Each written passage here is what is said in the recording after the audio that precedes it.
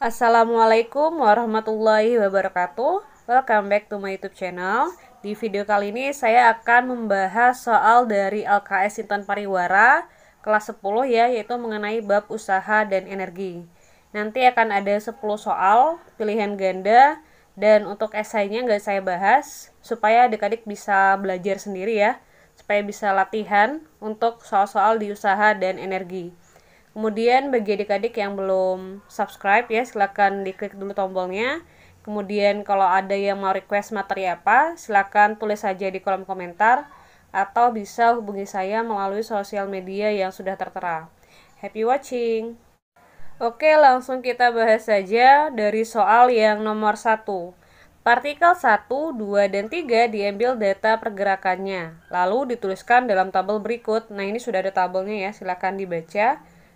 Hubungan energi kinetik dari yang paling besar adalah, nah jadi ceritanya kita diminta untuk mengurutkan energi kinetik berdasarkan partikelnya. Ya, oke, langsung kita bahas saja ya. Yang pertama kita buat data yang diketahuinya, karena terlalu banyak data yang diketahuinya, jadi saya buat tabel aja langsung. Tapi langkah lebih bagus kalau adik-adik buat M1, M2, M3 nya berapa gitu ya. Kemudian V01 nya berapa, V02 nya berapa, dan begitu seterusnya. Supaya lebih ringkas, makanya saya buat sebagai tabel aja gitu. Oke, langsung kita bahas saja ya.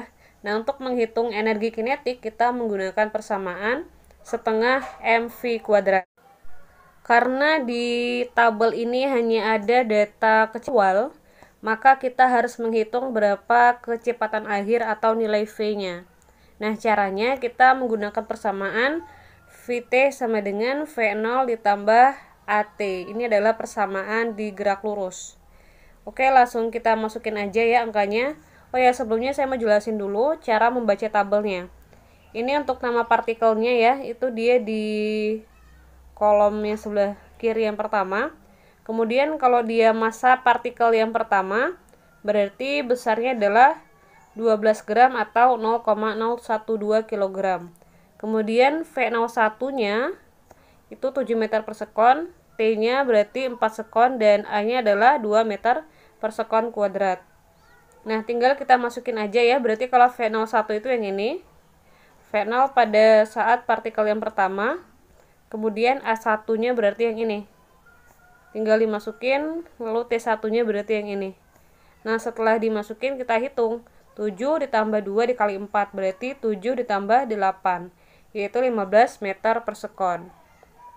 Selanjutnya kita kembali ke persamaan yang ini ya. Kita masukin datanya untuk M1 berarti 0,012. Kemudian V1-nya kita ambil dari yang ini. Masukin ke sini. Nah, kemudian tinggal dihitung ya, boleh pakai kalkulator biar lebih cepat. Dapatnya adalah 1,35 Joule. Kita lanjut dengan cara yang sama, gunakan rumus yang sama, maksudnya kita menghitung yang EK2-nya. Masih pakai yang rumus ini, tapi terlebih dahulu kita mencari V2-nya. Nah, di sini untuk V02-nya 14 ya. Kemudian A2-nya 4 dan T-nya adalah 3. Tinggal kita masukin ke sini. Oke. Setelah dihitung dapatnya adalah 26 meter per sekon. Lalu kita kembali ke persamaan ini. Masukin M-nya 0,013, lalu 26-nya dimasukin juga dan dikuadratkan. Dapatlah hasilnya 4,39 Joule. Dengan cara yang sama kita menghitung EK3. Terlebih dahulu kita hitung ya, VT3-nya berapa.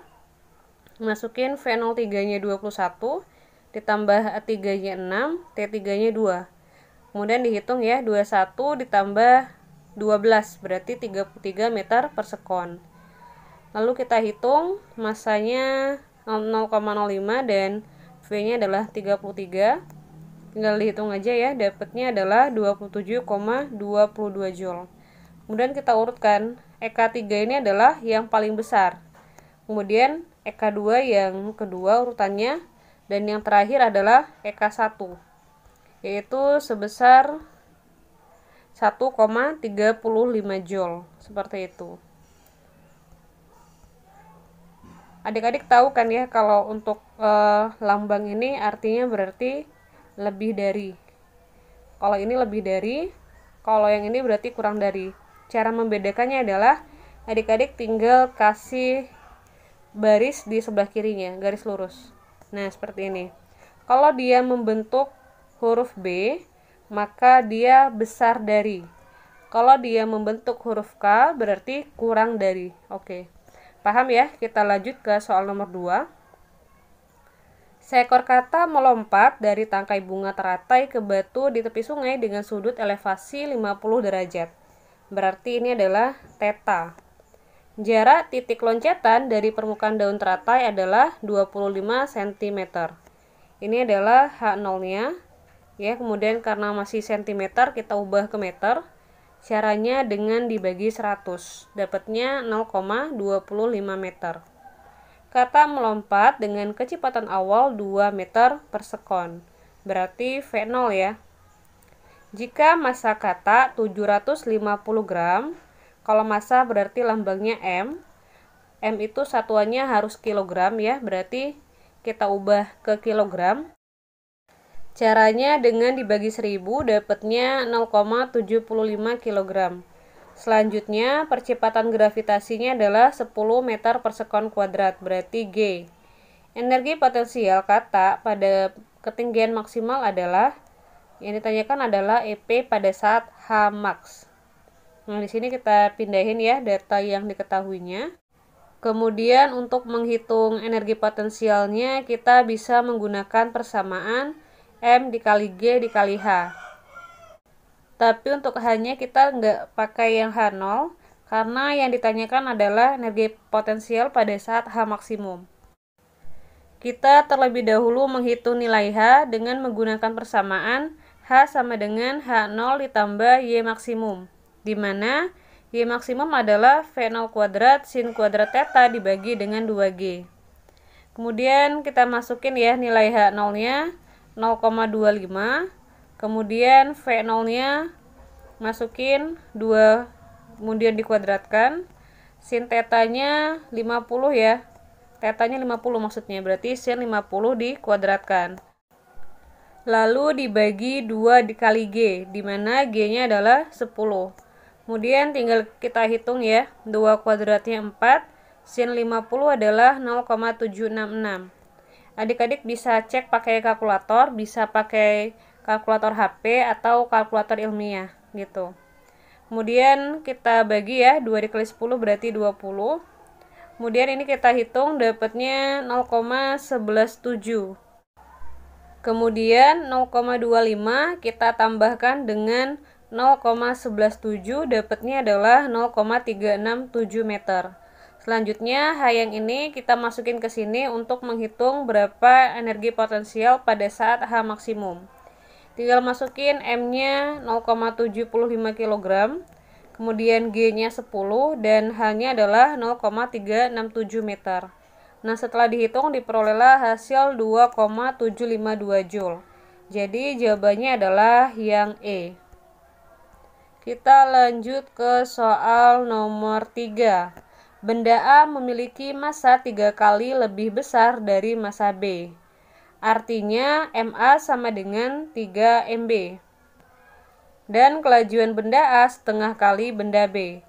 Artinya VA sama dengan setengah VB. Nilai perbandingan energi kinetik benda A dengan benda B adalah, nah untuk menghitung persamaan ini ya, kita menggunakan perbandingan, yaitu EKA dibanding dengan EKB. Tapi terlebih dahulu kita harus tahu ya, apa rumus untuk menghitung EK. Nah, di mana rumus yang digunakan itu adalah EK sama dengan setengah MV kuadrat. Untuk menghitung berapa perbandingan antara EKA dengan EKB, kita nggak perlu menggunakan setengah. Kenapa? Karena nanti dia bakalan dicoret. Jadi kita langsung aja pakai yang M dan V-nya. Karena kan dia gini nih, EKA banding EKB sama dengan MA VA kuadrat dibagi MB VB kuadrat. Nah, kalau kita masukin nilai setengahnya di depan sini ya, di sini ada setengah, kemudian di bawahnya juga ada setengah, itu kan bakalan dibagi juga, ya enggak? Jadi karena bisa dibagi ya, dan hasilnya 1, jadi nggak usah kita masukin aja dari awal. Tujuannya supaya lebih cepat aja. Nah, kemudian kita tinggal masukin nilai MA-nya 3 MB, kemudian nilai VA-nya setengah VB, lalu dikuadratkan. Nah, untuk MB dan VB, karena nggak disebutin di soal berapa nilainya, adik-adik nggak usah bingung, cukup tulis ulang aja hurufnya. Nah, kemudian bisa kita bagi nih, MB dengan MB kita coret ya. Kemudian setengah VB ini kita kuadratkan ya, setengah dikuadratkan berarti 1/4. Kemudian VB dikuadratkan dapatnya VB kuadrat, sehingga VB kuadrat yang di atas ini bisa kita coret dengan yang di bawah. Sehingga yang mana ya?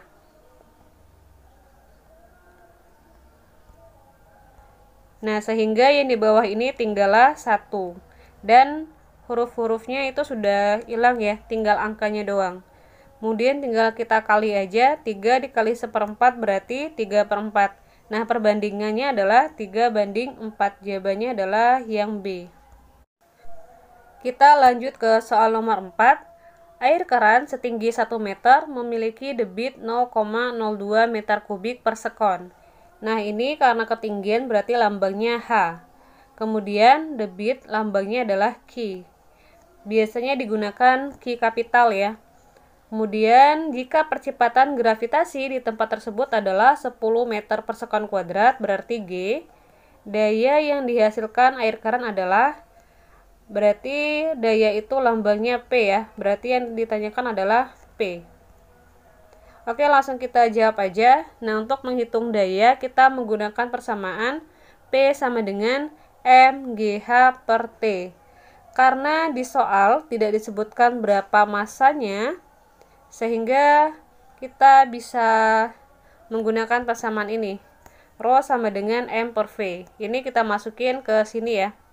Dimana yang kita ganti itu adalah yang M-nya. Kalau Rho sama dengan M per V, berarti M itu adalah Rho dikali V. Tinggal dikali silang ya. Sehingga persamaan yang di atas ini itu berubah menjadi Rho V GH dibagi T.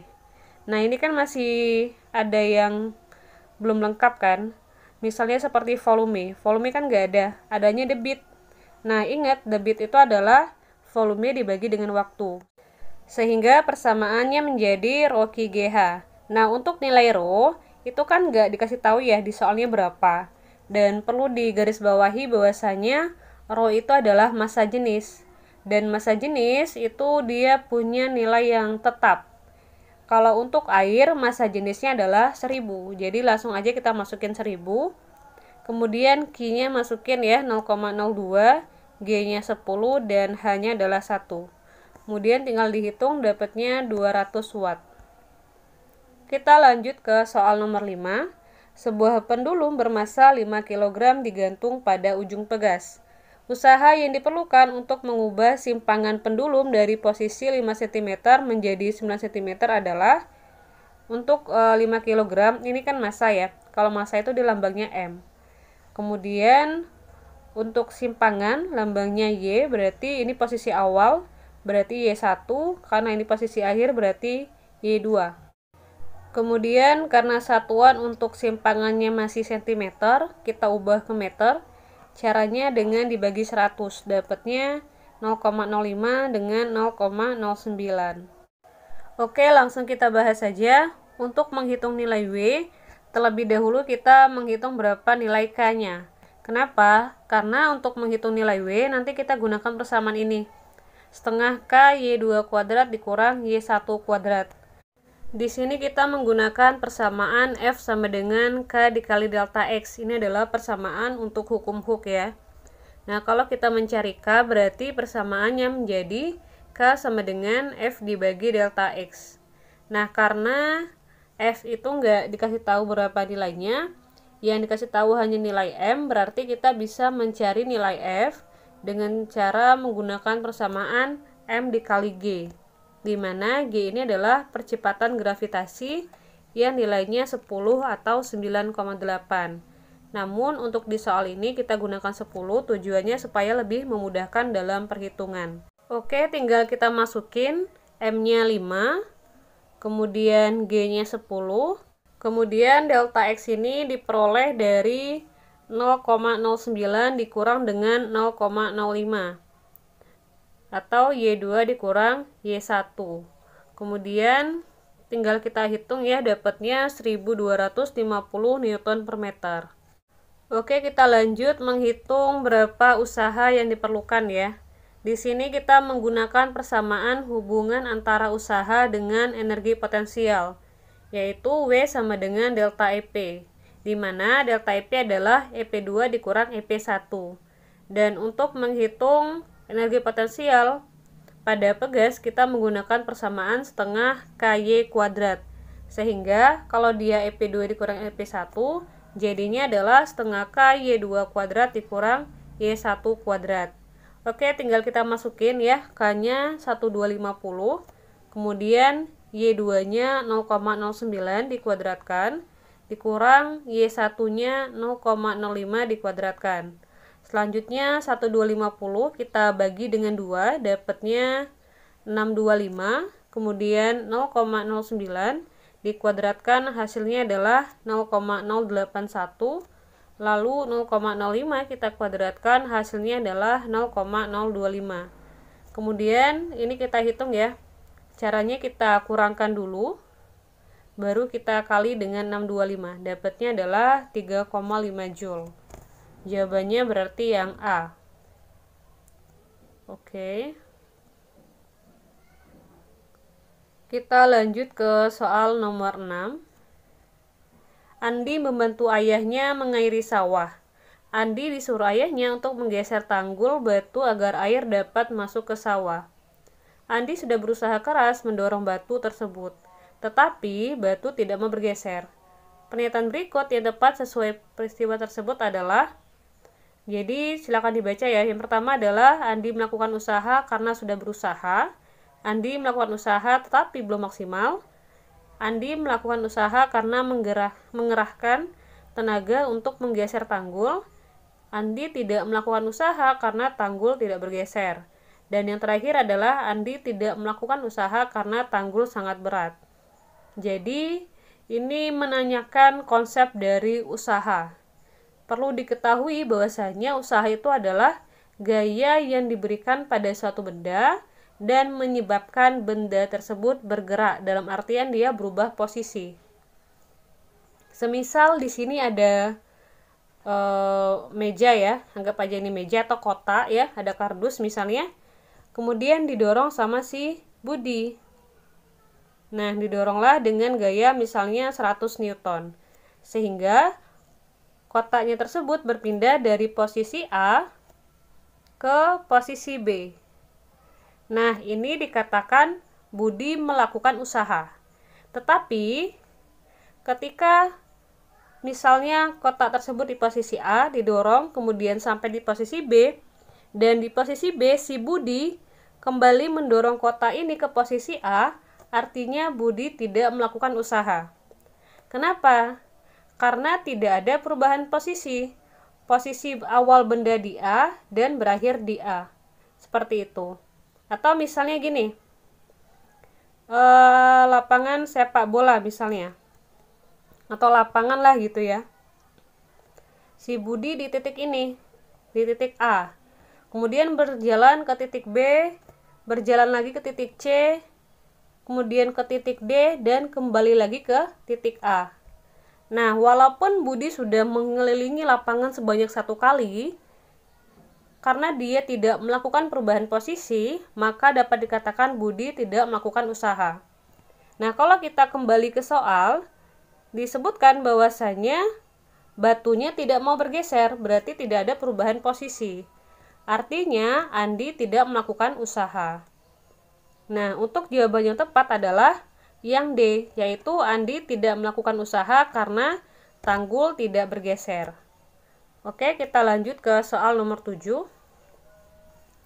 Beberapa peserta didik melakukan percobaan pembuktian nilai energi potensial pada percobaan ditunjukkan dalam tabel berikut. Ini ada tabelnya ya, ada tabel benda, massa, dan ketinggian. Hubungan energi potensial benda dan waktu jatuhnya benda yang benar adalah, di sini berarti kita diminta untuk mengurutkan energi potensial dari yang terbesar ya, terbesar ke yang terkecil. Kenapa? Karena kita lihat di optionnya nih, ini kan dia bentuk kayak B ya, berarti dari yang terbesar ke yang terkecil. Kemudian kita diminta untuk menentukan benda yang mana yang pertama kali jatuh atau benda yang mana yang terakhir jatuh. Oke, di sini kita langsung aja menghitung energi potensialnya dengan menggunakan persamaan MGH. Oke, tinggal kita masukin ya nilai untuk M1-nya 0,5 kg, kemudian G-nya 10. Ingat ya, G itu ketetapan, jadi langsung aja tulis 10. Tapi kalau seandainya di soal diminta 9,8, silakan adik-adik gunakan 9,8. Kemudian kita masukin H1-nya 1 meter ya. Kemudian tinggal dihitung, dapatnya 5 Joule. Kemudian kita lanjut ke benda yang kedua. Masih rumus yang sama ya, gunakan MGH karena dia EP2 berarti jadinya M2, G, dan H2. Masukin M2-nya 0,5, G-nya tetap 10, H2-nya berarti 1,5. Setelah dihitung dapatnya 7,5 Joule. Yang terakhir adalah EP3, berarti M3, G, H3. M3-nya masih 0,5, kemudian G-nya 10, H3-nya 2. Dihitung dapatnya 10 Joule. Oke, kita lanjut menghitung waktunya. Nah, untuk menghitung waktunya kita menggunakan persamaan T sama dengan akar 2Hg. Untuk T1 berarti 2H1 akar ya, akar 2H1 dibagi G. Masukin H1-nya 1 dibagi dengan G, berarti akar 2/10, dapatnya 0,2. Akar 0,2 adalah 0,45 sekon. Dengan cara yang sama kita menghitung T2. Hanya saja H yang digunakan adalah H2. Oke, kita lanjut ya. Akar 2 dikali H2-nya 1,5 dibagi G-nya 10. 2 dikali 1,53 dibagi 10 berarti 0,3. Nah, akar dari 0,3 adalah 0,55. Yang terakhir adalah T3. Kita masukin aja H3-nya ke sini ya, langsung ya. Jadi 2 dikali 2 berarti 4 dibagi 10 dapatnya 0,4. Berarti 0,63 sekon. Oke, kita masuk ke soal nomor 8. Untuk soal nomor 8 ini sepertinya dia kurang lengkap ya, karena di soal disebutkan data ketinggian sesuai data dalam tabel. Namun ketika saya lihat soalnya tuh nggak ada berapa data ketinggiannya. Dan kalaupun misalnya ada di buku adik-adik bisa hitung aja dengan menggunakan persamaan EP sama dengan MGH. Masukin nilai M-nya masing-masing ya, hitung dulu yang EP1 berapa, berarti M1 GH1, nanti kalau EP2 berarti M2 GH2. Seperti itu. Setelah itu baru diurutin dari yang terbesar ke yang terkecil, baru disesuaikan dengan optionnya. Kita lanjut aja ke soal nomor 9. Sebuah drum oli didorong dengan gaya 50 Newton. Berarti ini F. Drum oli yang awalnya dia menjadi bergerak dengan kecepatan 4 meter per sekon. Nah, karena di soal disebutkan awalnya diam, berarti V1-nya sama dengan 0. Dan 4 meter per sekon berarti ini sebagai V2. Jika massa drum oli 10 kg, massa berarti lambangnya M. Jarak yang ditempuh drum oli selama perubahan kecepatan tersebut adalah, yang ditanyakan adalah S. Berapa S-nya? Sebelumnya maaf ya kalau seandainya berisik ada suara ayam, karena saya nggak bisa meminta ayamnya untuk diam, jadi harap maklum ya. Semoga nggak terganggu ya. Oke, kita lanjut aja. Di sini kita gunakan persamaan hubungan antara usaha dan energi kinetik. Nah, di mana hubungannya itu adalah W sama dengan EK. Di mana W itu adalah F dikali S dan EK adalah setengah M V2 kuadrat dikurang V1 kuadrat. Nah, di sini kita tinggal masukin aja berapa angka-angkanya. F-nya 50 Newton, kemudian S langsung ditulis saja karena dia yang ditanyakan. Kemudian setengah dikali massanya 10, V2-nya 4 ya, lalu dikuadratkan, dikurang V1-nya 0, lalu dikuadratkan. Lanjutnya 50 ini kita kalikan dengan 2, dapatnya 100, berarti 100 S. Kemudian 10-nya kita tulis di luar. Lalu ini 4 kuadrat 16 dikurang 0 berarti 16. Kemudian kita kalikan ya. Atau kita langsung bagi aja boleh ya. 10 kita bagi dengan 10 berarti hasilnya 1. Kemudian berarti yang di ruas kiri ini ada 10S, yang di sebelah kanan ada 16 ya. 10S sama dengan 16. Berarti di sini ya, S-nya itu adalah 16 per 10. Dapatnya 1,6 meter. Jawabannya yang E. Kita lanjut ke soal yang terakhir. Buah mangga bermasa 0,5 kg. Ini M, tergantung pada tangkainya yang berjarak 3 meter dari tanah. Ini H1. Tiba-tiba buah mangga tersebut jatuh. Usaha yang diubah menjadi energi potensial pada saat ketinggian buah mangga setengah dari pohonnya adalah, berarti H2 ya. H2 itu kan setengah dari tingginya, berarti setengah dari 3 meter, yaitu 1,5 meter. Yang ditanyakan W ya. Nah, di sini kita gunakan persamaan hubungan antara usaha dengan energi potensial, yaitu W sama dengan delta EP, atau W sama dengan mg dikali H1 dikurang H2. Kita tinggal masukin aja berapa angkanya ya. Massa itu 0,5 kg, kemudian G-nya 10, H1-nya 3, H2-nya 1,5. Kemudian kita hitung ya. 1,5 dikurang 3 dikurang 1,5 berarti 1,5. Kemudian dikali 10 berarti 15. 15 dikali 0,5 berarti 7,5.